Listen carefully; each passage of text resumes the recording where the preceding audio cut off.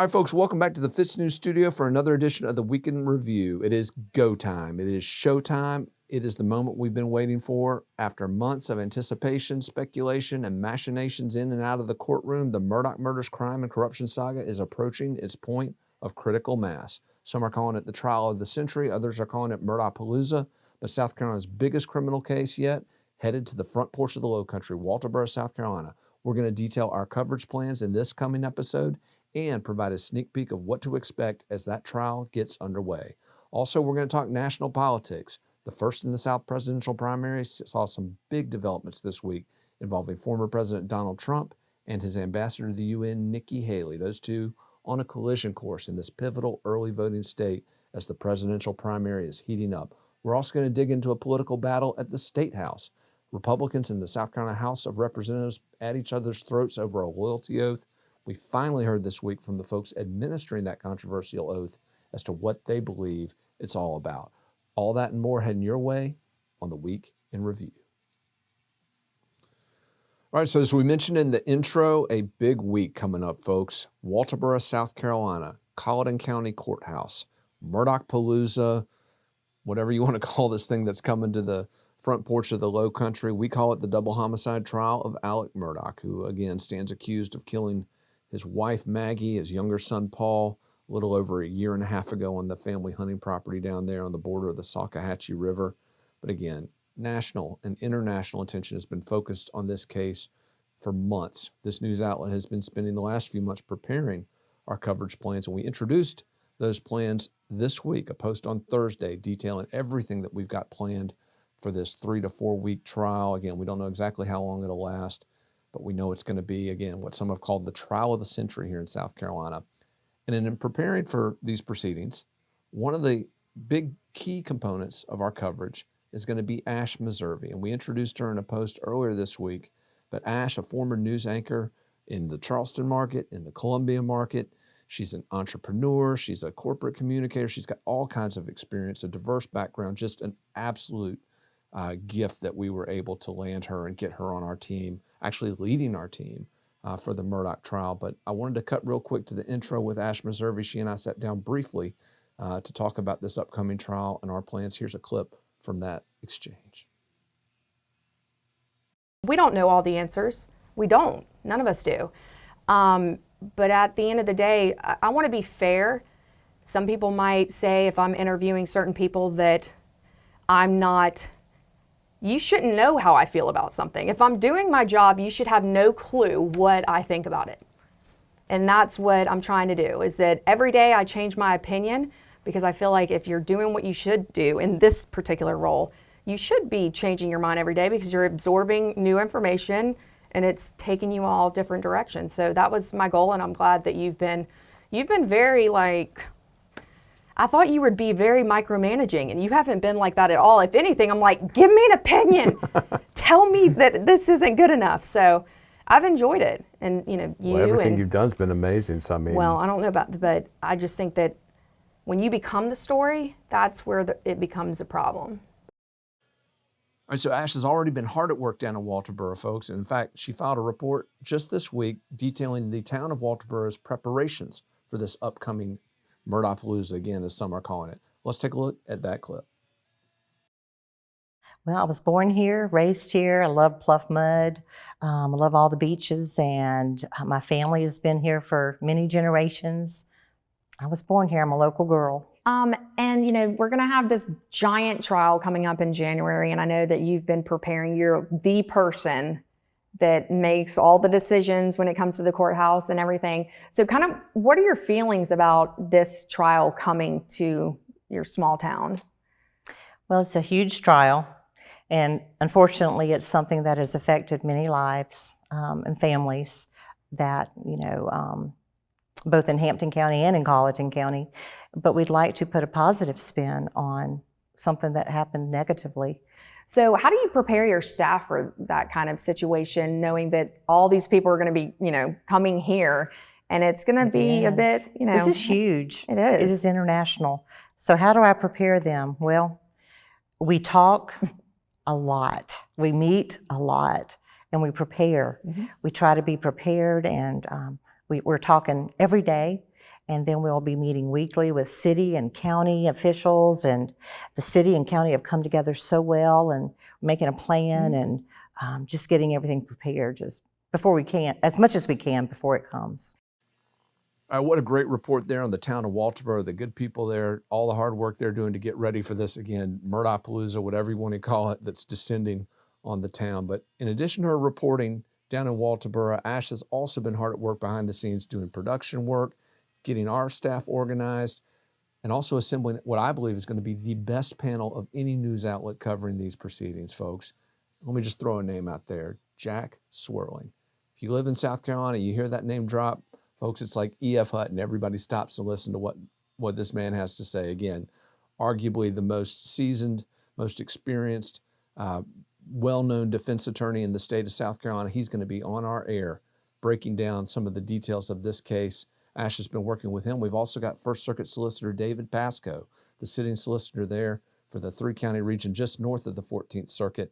Solicitor Pasco is going to be on to talk about some of the prosecutorial angles here that could come into play at this trial.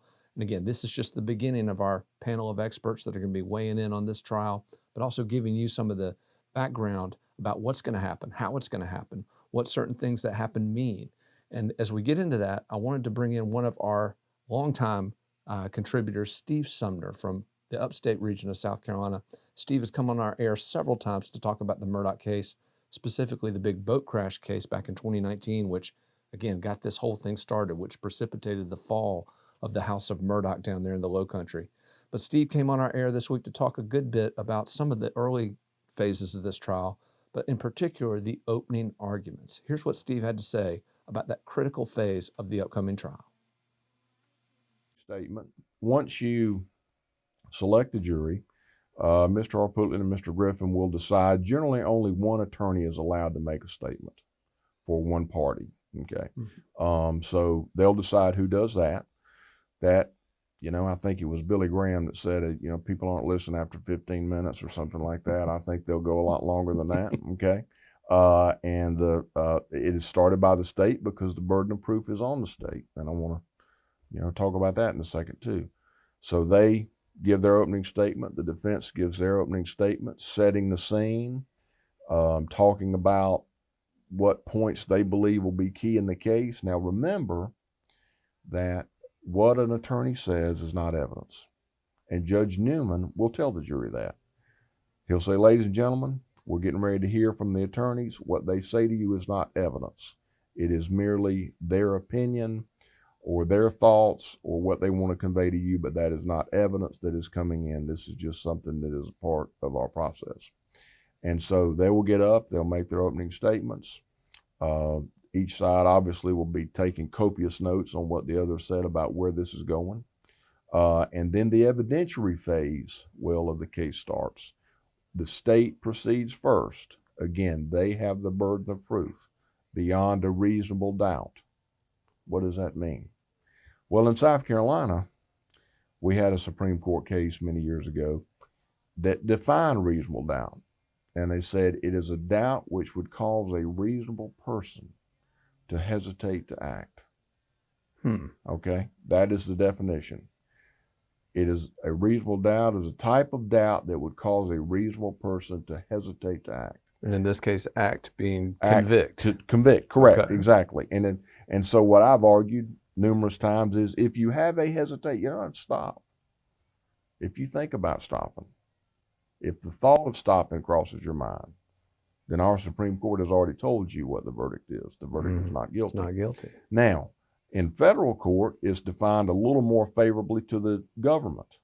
And it says that basically the government does not have to prove it beyond all doubt, only beyond a reasonable doubt. And if you believe that there's a real possibility that this defendant is not guilty, then that should be your verdict.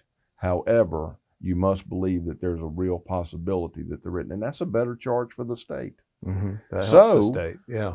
In the trials I've been doing in the last 10 years, the judges read both of them. Yeah. Yeah, they'll read both of them. I want to thank Steve Sumner again for his expert analysis. We're going to be hearing a lot more from that interview that he gave us earlier this week. Just a fascinating look at some of the details of what we're going to see in this upcoming trial. But as we talk about opening arguments, I want to go to something that we've been hearing a lot about over the last few days, the opening argument for the defense, particularly the remarks that will be delivered to the jury by Dick Harpootlian. Now, these remarks, we are told, are going to be a paradigm shift, that they're going to turn this trial on its ear. Ordinarily, when you hear a defense attorney address jurors, they'll say things like, the state has to prove this. The burden of proof is on the state. They've got to prove it beyond a reasonable doubt. So as you listen to the state's case, remember those things. And the defense will say, we don't have to prove anything. It's all on them. Now, what I'm hearing, Harpootlian is going to flip that script. He's going to flip that script, folks, and actually tell the jury that, hey, not only are we going to give you reasonable doubt, we're actually going to prove Alec Murdoch didn't do it. Again, that would be a huge paradigm shift where a defense attorney actually assumes that burden of proof and says that he's going to conclusively prove that the state's wrong in its allegations against his client. So be on the lookout for that. Obviously, Harpootlian, a master showman who has found his stride over the last few months with a fellow attorney, Jim Griffin. They started off very sloppy in this case, folks. Let's be honest. It was a very difficult first few months for Harpootlian and Griffin. But after the indictment of Alec Murdoch last July, those two attorneys have found their stride. They have poked some serious holes in the case against their client, and look for them to extend and push that momentum as the trial starts next week. All right, some huge first in the South presidential primary news, people. This was a big week as the jockeying for position in this upcoming Republican battle royale begins. It started early this week when former U.S. President Donald Trump announced that he would be coming to Columbia, South Carolina, the State House, the dead center of the state, to unveil his 2024 leadership team. Now, Trump will be flanked at this event by Governor Henry McMaster, one of his early supporters, and by U.S. Senator Lindsey Graham, one of his later, more opportunistic supporters, if you will. But Trump's announcement, as I noted in our coverage this week, is a key litmus test because it's basically going to show who within the Republican establishment in South Carolina is with him. Now, the GOP establishment has been marching in lockstep with Donald Trump for a long time. In fact, the party actually canceled, called off, scrapped the 2020 presidential primary, even though Trump had opposition, as a sop to the former president. Now, does Trump still hold that sway over the GOP here in South Carolina? Does he still command that level of loyalty? Well, we saw him give a speech last year in Florence, South Carolina, where it certainly seemed that stranglehold was still in effect. But in the aftermath of those 2020 elections, where the Republican wave, the red wave that everyone thought would wash over the Democratic majorities in the U.S. Congress, failed to materialize, Trump took a lot of the blame for that.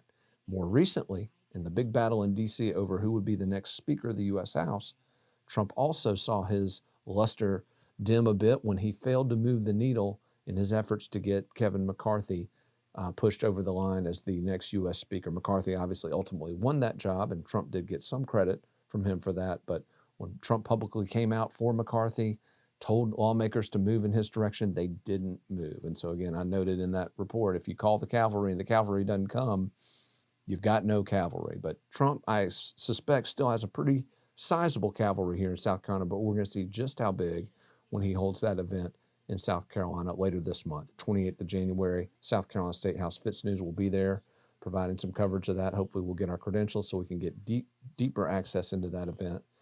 But while Trump's machinations are ramping up here in the Palmetto State, a big announcement from the Palmetto State's former governor, Nikki Haley. Nikki Haley, who previously said she would not run for president if Trump were a candidate, that she would in fact support Trump if he were a candidate. She's flip-flopped, people. Nikki Haley now saying she is actively exploring a bid for the White House in 2024, telling Fox News' Brett Baer earlier this week that yes, she believes she is that leader, that she is capable of ushering a new generation of GOP leadership, and that she is the one who could, again, knock Trump off this block and be the GOP nominee for the White House in 2024. Now, here's Haley's problem. As of this writing, the Republican base that's looking for that new voice, that's looking for that fresh face, that's looking for, again, a younger, potentially, leader, they're not looking to Haley. They're looking down to Florida. They're looking at Florida Governor Ron DeSantis.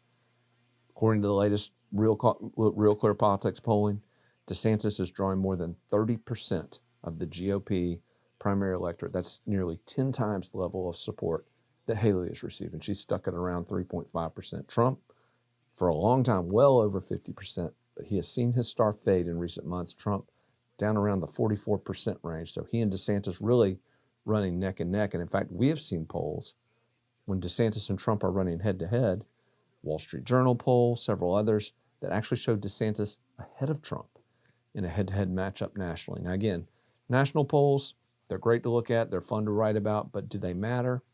Not really. It all boils down to those key early voting states. I'm talking about Iowa, I'm talking about New Hampshire, and I'm obviously talking about South Carolina. Now, Democrats have recently flipped their calendar and put South Carolina at the top of the pecking order, the very first state to cast their presidential votes. But on the GOP side, South Carolina still falls in at third on that calendar behind Iowa and behind New Hampshire. But it is the first in the South presidential primary. And again, this could be one of the most unique elections we've ever seen. We've actually got a former South Carolina governor seeking the presidential nomination. And one of those first key battlegrounds is going to be her former state. How will Haley fare? Will she be able to dislodge Trump? And that, again, almost monolithic support that he's had from the GOP establishment in the Palmetto State. We'll see. But this fight is on, folks. It's underway. Count on FITSNews to keep you up to speed on the very latest on that first in the South nominating battle. All right, so switching gears from national politics back to the state level, I wanted to talk about an issue that we've been covering for the last few weeks, but that has started to dominate discussion at the State House and beyond. It's been in the New York Times. It's been on Glenn Beck's show. It's been on local talk radio all over the state and just dominating discussion under the dome at the State House. I'm talking, of course, about the loyalty oath that the South Carolina Republican majority in the House of Representatives has attempted to push on the conservative wing of that party, of that caucus. And again, this has been a huge rift within the GOP supermajority in the House. But up to this point, we've heard very little from the people who are pushing this oath. We finally did this week when South Carolina House Majority Leader Davey Hyatt, a lawmaker from Pickens County, South Carolina, broke his silence on this issue and finally addressed, or again, attempted to address, the issue of the loyalty oath that his caucus has been pushing on these conservative members. Now, according to Hyatt, and I quote, "There is no oath." That's according to him. He said that folks were being deceived, they were being misled, that they were confused. Actually used that term. Probably never a good idea to call your constituents confused. But again, according to Hyatt, voters being misled by media and blog reports. I guess he's taking a little shot there. But again, Hyatt claiming there is no oath. But what was interesting about his statement, which was released on Thursday of this week, in which he invited folks to look at the rules of the caucus and decide for themselves, he completely omitted to mention the rule that is at the very crux of this scandal, a rule which prohibits Republican lawmakers from engaging in a primary election against another incumbent. There is one reason for this rule, people. It is an effort by the left-leaning, fiscally liberal wing of the Republican Party to stop losing elections. Again, we saw multiple left-of-center GOP lawmakers lose elections. I'm talking about former Ways and Means Chairman Brian White, once an incredibly powerful lawmaker in Columbia, Education Committee Chairman Rita Allison. These are two Republicans, again, with a history of voting with Democrats for big spending, voting against Republican principles. They were defeated in their primary elections this last year, 2022, and clearly the Republican majority does not want that to happen again, or more accurately, doesn't want it to happen to them. Now, again, this is problematic because, again, in our democracy, lawmakers ought to be able to endorse whoever they want. And I've heard from several of these lawmakers who, in fact, have told me, Will, what if one of my buddies runs? What if one of my business partners runs? What if a family member runs? Am I supposed to not support them just because there's some, again, fiscally liberal Republican sitting in that seat? No, I should be able to support them. They're absolutely right. But this is, again, let's call it what it is. It is a loyalty oath because it is demanding that these Republican lawmakers stay out of the primary races and not endorse challengers, even though those challengers would vote more consistently with GOP values and vote to improve some of the piss-poor outcomes South Carolina has seen educationally, economically, infrastructure, with judges, you name it. South Carolina, again, at the bottom of the barrel of so many national rankings. Small group of the GOP caucus is trying to change that, and clearly the leadership of the caucus doesn't want them to do that. So again, I credit Davey Hyatt for finally coming out and saying something about this issue. He probably should have addressed it months ago when we first started reporting on it back in December. But again, I credit him for finally coming forward and saying something. But folks, if you come forward and say something, you need to actually say something. And his statement, again, completely ignored the crux of this issue, didn't even discuss that component of it. And again, as I have warned readers from the beginning, our audience, I've told them this isn't just about elections. Some of these lawmakers have been told that they can't post pictures of the voting board. And in fact, one of the assistant majority leaders came out just this week saying that those posts of the voting board were deceiving people, that they were misleading and providing misinformation and disinformation. Folks, they're pictures of votes. Again, how is that disinformation? As I noted yesterday, this is very simple.